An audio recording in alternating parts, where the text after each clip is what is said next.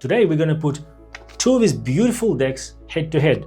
One takes you to the world of tarot through stories and myths from around the world, and this one mainly lives in European folk, beautiful forests surrounded by nymphs, druids, and magical creatures. Hey, welcome back. And if you're new here, I'm Jay, and this is Lunaco Tarot, where I bring you weekly deck reviews to inspire readings, with the help of Dr. Quentin Clare, who thinks that every video is about him. I will be monitoring this so-called experiment. Let's have a look at the overall packaging and quality of cardstock and what the actual decks look like. Starting with the Tarot of the Divine. This guy is a giant. This deck's got thousands of reviews on Amazon. It's been around since 2020. And it definitely has a strong following. It comes with a beautiful, I would say, linen textured box with a gold embossed name and the frame here. Now, this will happen to you inevitably once you get the, the deck. The wrapping here, the cover will start peeling off. It happened pretty much after I opened the box a couple of times.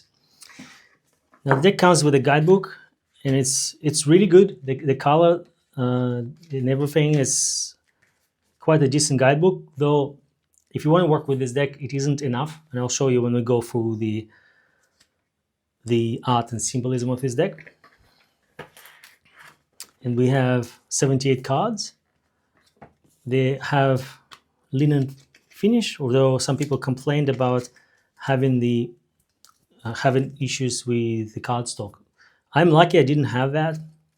Perhaps the publisher changed or renewed the design that they had, and I got a really good deck. So on the back you have moon crescents here, and the artwork, well, it's comic book like. It's got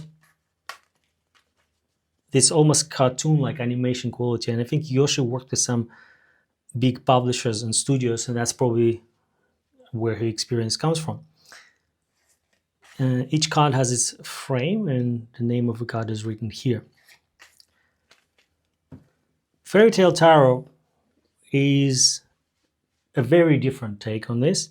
So this is created by Lo Scarabeo and designed and created by Giulia Massaglia, coming all the way from Italy. And it's also a 78 card deck. It's got a linen finish on the box. There's a bit of a texture, but other than that, it's just a standard Lo Scarabeo hard box. Though I wish they had thumbnail cutouts here to get it out easily, but it's still good. It's got a guidebook, and we'll talk about that when we get to symbolism. And these are the actual cards. So cards are slightly thinner than the Tarot of the Divine, and they are more papery-like. So it's a gloss finish, but not really glossy, and they are quite bendy as well, which we'll look at when we get to the shuffling and one-card pool. So overall, on the packaging, I would say that the Tarot of the Divine comes with a better package and a better guidebook, starting from the box to the quality of a cardstock, to how sturdy or how good with presentation the box is. Now let's talk about the art and symbolism. So what this deck actually is a collection of the stories from around the world. And they are from completely different parts of the world.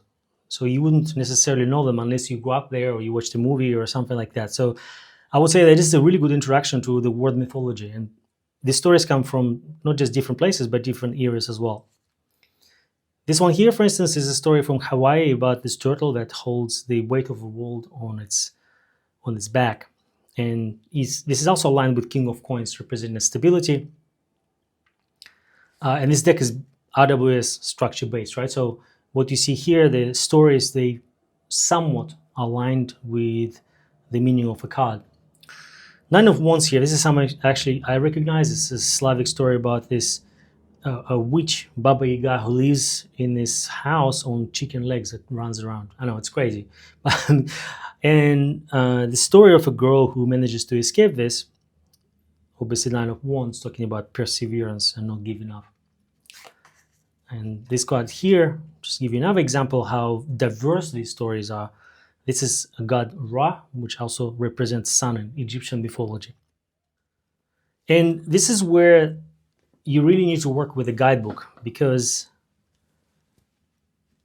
you cannot really read this intuitively unless you're familiar with the myths here. It's pretty much present on every card. For the example, for exception of maybe a couple of them, like this one here, you wouldn't have a clue what's happening here. The Seven of Swords, story of Coyote. I think this is from Native American story, and that's why this book is super helpful. Of course, you can rely on your RWS knowledge, but the whole point of this deck is to learn about these stories from around the world. Each one of these cards will have a meaning here and a name of a character and where the story comes from. And one of the challenges that I find with this deck, if you really want to explore the stories, you need to go and do your research online.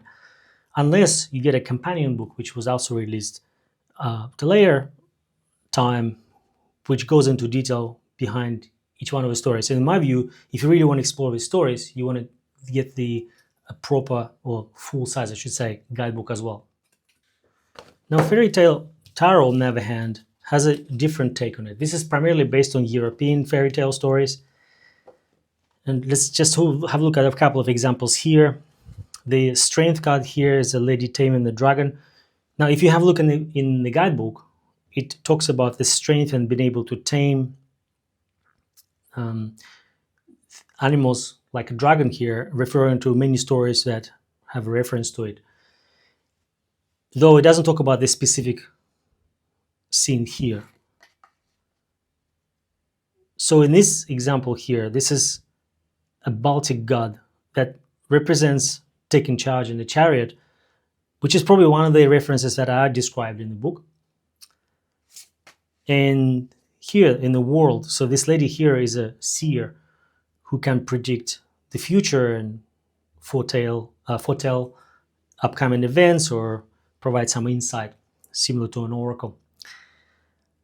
She doesn't have a name in the guidebook, and I think this is a beauty of this deck, but also it's a bit of a downside.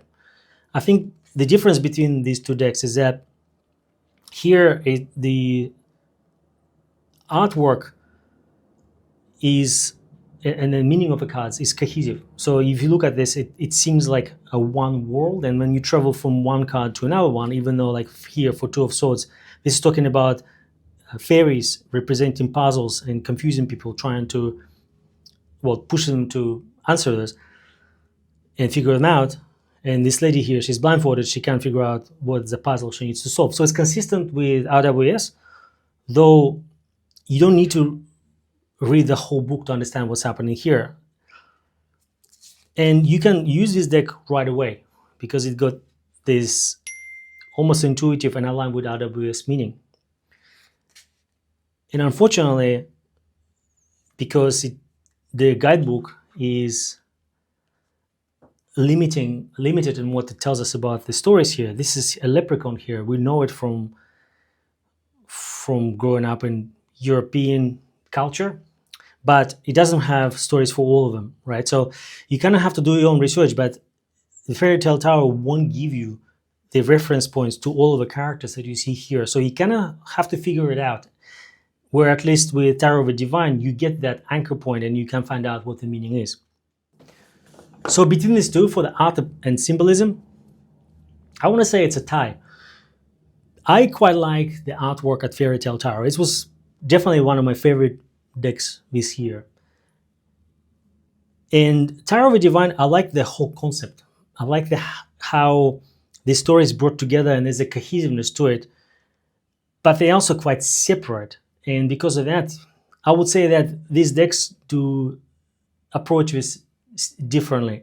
And in a way, both have advantages and disadvantages. With Tarot Divine, you can explore all these different stories around the world, but you need to put the work in. With Fairy Tale, you don't have to, because if you grow up in Western Western countries or Western society, or Western culture, if you will, you're already familiar with some of it from movies, books, fairy tales, and you don't really need to know all the answers to read this deck. But also it's a downside because you cannot go and explore the story separately, as you probably can derive meaning based on what you know, and also if you don't, you can do intuitive reading, although you cannot explore these stories further because there's no reference points in the guidebook.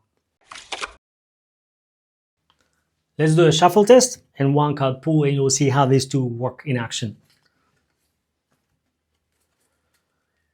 So Tarot of the Divine is slightly thicker deck, and you have to spread your fingers a tiny bit, but none of it is too complicated.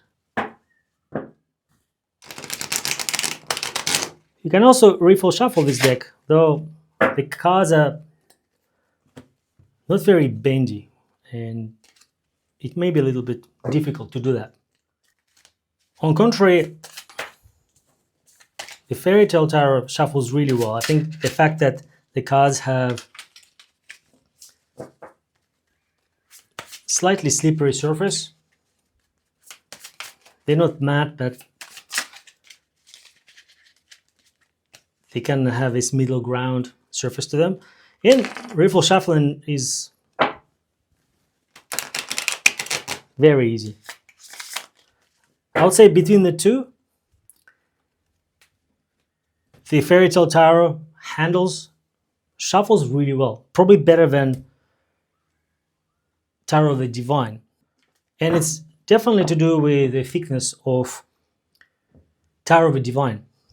The Fairytale Tarot is probably 1/3 thinner than Tarot of the Divine.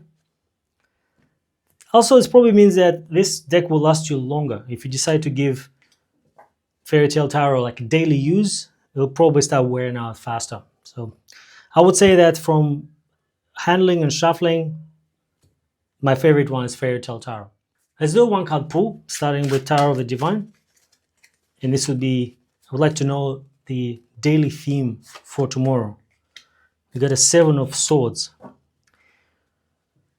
So Seven of Swords here, I would say that this is representing a survival or being chased by ghosts, by the looks of it, which I would interpret it as having a day of anxiety over something that may not be real. Now we know from Seven of Swords, this represents a lie, deception, or cheating of some kind, or potentially an unfair victory. So the intuitive reading wasn't bad here. Let's see what the book tells us about this. The Seven of Swords is a trickster, and the coyote represents deceit in all forms, from small pranks to terrible scandals. He is clever and manipulative, but more often than not, he is caught by his own schemes and has to pay dearly for them. Interesting. So, not sure what this animal here is. It's almost, reading the description, coyote managed to freak himself out for no apparent reason. And let's do one card pull from Fairytale Tarot.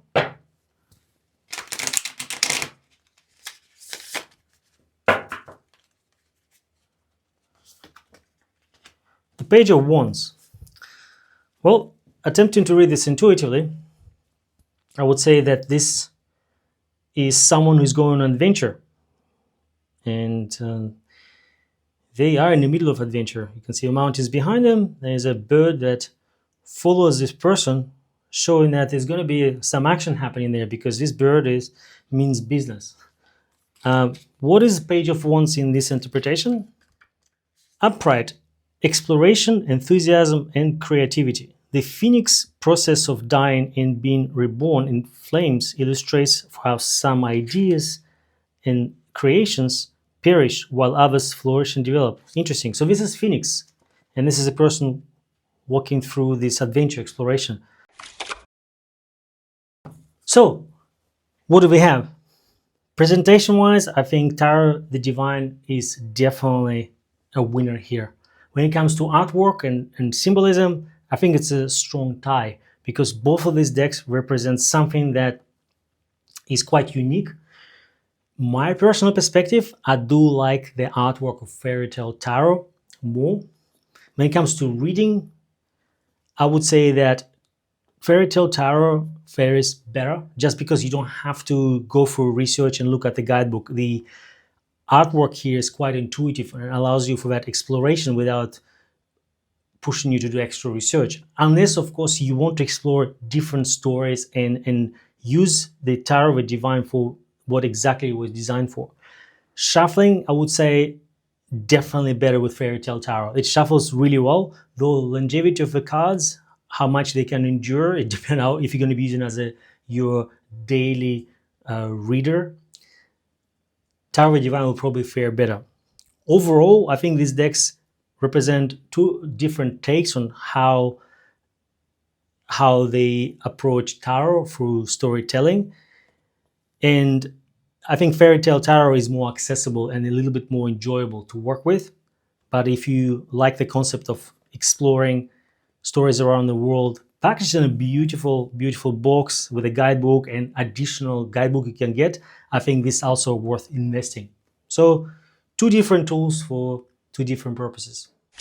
I hope you enjoyed this comparison. Dr. Courtney here definitely did, though he's a bit disappointed that neither of these decks came with a fish-flavored treat. I was promised snacks. I was lied to. Anyways, if these decks resonate with you differently, let me know in the comments below. Don't forget to subscribe, and if you'd like to see my entire collection, I left a video for you here.